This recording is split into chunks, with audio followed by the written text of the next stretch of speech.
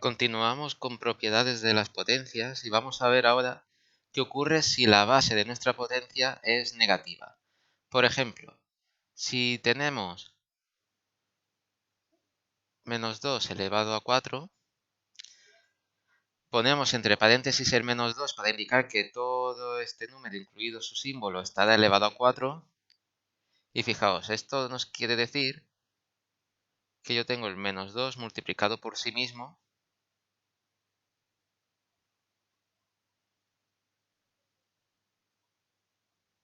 de forma que yo primero multiplico los valores, valor absoluto, 2 por 2 por 2 por 2, que es 16, y ahora me fijo en los símbolos. Fijaos que si yo junto en parejas todos estos factores, multiplicar menos por menos me va a dar más. Aquí también menos por menos me va a dar más. Y al final más por más 16. Entonces el resultado nos ha quedado positivo porque al final, al emparejar todos los factores, en cada pareja el resultado iba a ser positivo y al final multiplicar resultados o valores que son positivos más por más siempre nos va a dar más. Esto parte de que el exponente es par. Es decir, yo he podido emparejar todos los factores porque tenía un número par de ellos. Por tanto, de 2 en 2 los he podido juntar, me ha quedado en cada pareja un resultado que iba a ser positivo y por tanto al final el resultado definitivo era positivo. Ahora bien, si lo que tenemos es un exponente impar, por ejemplo,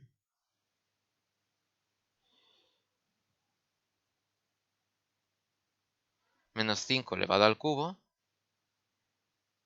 esto es menos 5 por menos 5 por menos 5. Primero multiplicamos el valor absoluto, 5 por 5 por 5, 125. Y ahora, igual que antes, si yo quiero ir emparejando de 2 en 2 los factores, estos dos puedo emparejarlos, pero aquí me queda un factor suelto porque este exponente es impar. De forma que estos dos factores que he emparejado menos por menos es más. Si tuviese más factores emparejados seguiría dándome un resultado positivo, pero al final todos ellos cuando lo multipliquemos por este que no he podido emparejar que es negativo, más por menos me va a quedar menos. Por tanto, si la base es negativa y el exponente es par, tengo de resultado un valor positivo. Si el exponente, en este caso, de una base negativa es impar, el resultado será un valor negativo. Y esto en ambos casos cuando el exponente afecta a toda esta base con su símbolo. Porque, por ejemplo, si yo en el primer caso de menos 2 elevado a 4 lo hubiese escrito así, aquí lo que estoy indicando es que yo primero tengo el símbolo menos, al cual se lo vamos a añadir al resultado de multiplicar 2 por sí mismo. Fijaos que es diferente a lo que teníamos antes. Si yo lo que tengo aquí es menos de lo que me dé esta potencia, es decir, el menos queda fuera de esta potencia, no le afecta, el exponente 4 no le va a afectar. Por tanto, aquí el resultado va a ser ese menos y lo que nos dé 2 por 2 por 2 por 2, que es 16. Fijaos, en el caso anterior, con paréntesis, el resultado era positivo, más 16, y en este caso, que el menos está fuera de la potencia, nos da menos 16. El resultado es totalmente diferente. ¿Vale? Esto en cuanto a tener una base negativa. Más propiedades. ¿Qué ocurre si lo que tenemos es que la base puede ser positiva o negativa, pero es negativo el exponente?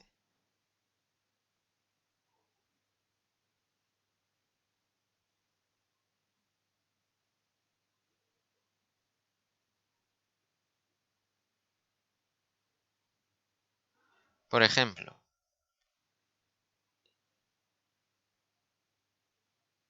si tenemos 6 elevado a menos 2, vamos a hacer un poquito más pequeño. 6 elevado a menos 2. En este caso, lo que tenemos que hacer es transformar este exponente negativo en un exponente positivo. Y para ello, lo que hacemos es, este 6, la base, le hallamos su inversa.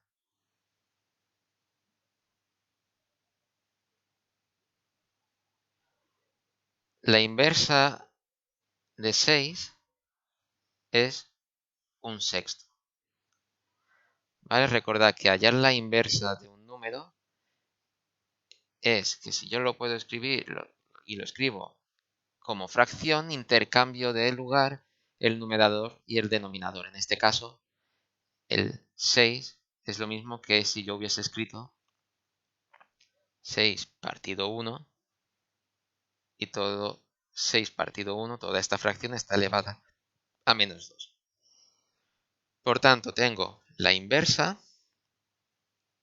y ahora a toda esta fracción, por tanto lo ponemos entre paréntesis, le va a afectar el exponente que ya no es menos 2, sino 2 positivo.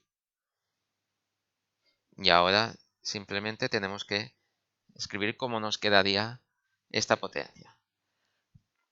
Potencias de fracciones es lo mismo que hacer la potencia del numerador y del denominador por separado.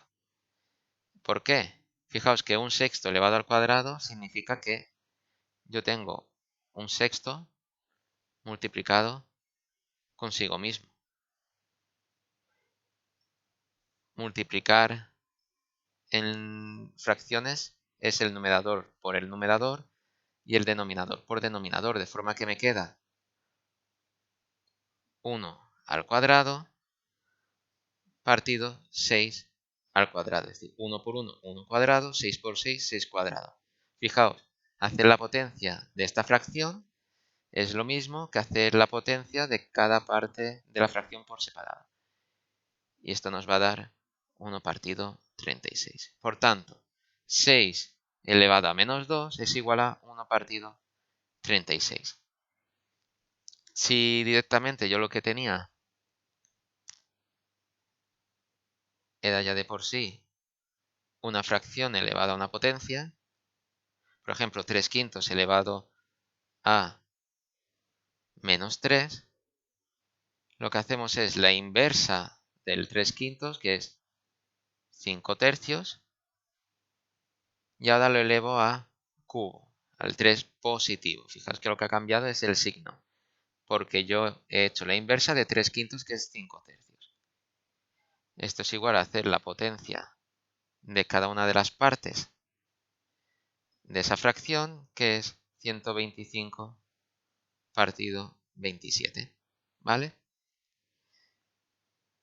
Entonces, siempre que tengamos un exponente negativo, tenemos que hacer la inversa de la base para poder transformar ese exponente negativo en positivo y después ya podemos operar como sabemos.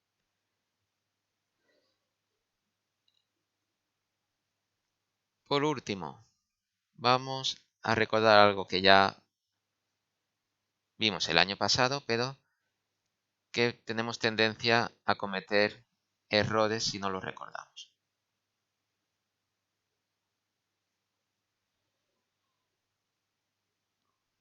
Primero de todo, si yo tengo una potencia donde el exponente es el 1, el resultado es simplemente la base, ¿vale? Cuidado porque tenemos tendencia a que esa potencia elevada a 1 escribamos que es igual a 1, ¿vale? Y ese es un error que se suelen cometer, ¿vale? Esto no es cierto. Por tanto, si yo tengo 7 elevado a 1, es lo mismo que escribir 7. Si yo tengo 1258 elevado a 1, esto significa 1258. Fijaos que lo que estamos diciendo es que si yo tengo en algún momento un número entero, el cual no tengo indicado ningún exponente, quiere decir que ese exponente es el 1. ¿Vale? Y tenemos que tenerlo en cuenta a la hora de operar, como hemos visto en las propiedades de los vídeos anteriores, cuando multiplicamos o dividimos potencias entre sí con la misma base. Si no tienen exponentes, que hay un 1, no es un 0, ¿vale? Importante. Vamos a ponerlo eso también, que tener un número, por ejemplo, A, sea cual sea, no significa que esté elevado a 0, ¿vale? No es verdad. Está elevado a 1. Y ahora hablando de que un número esté elevado a 0, que un número esté elevado a 0 es igual a 1, sea cual sea la base, sea grande o sea pequeña. Si yo tengo 2 elevado a 0, es igual a 1. Si tengo 253.411 elevado a 0, esto es 1, sea cual sea la base. ¿Por qué tenemos esta propiedad? ¿Por qué ocurre que elevar a 0 es 1? Lo vemos fácilmente con una de las propiedades de vídeos anteriores. Si yo, por ejemplo, tengo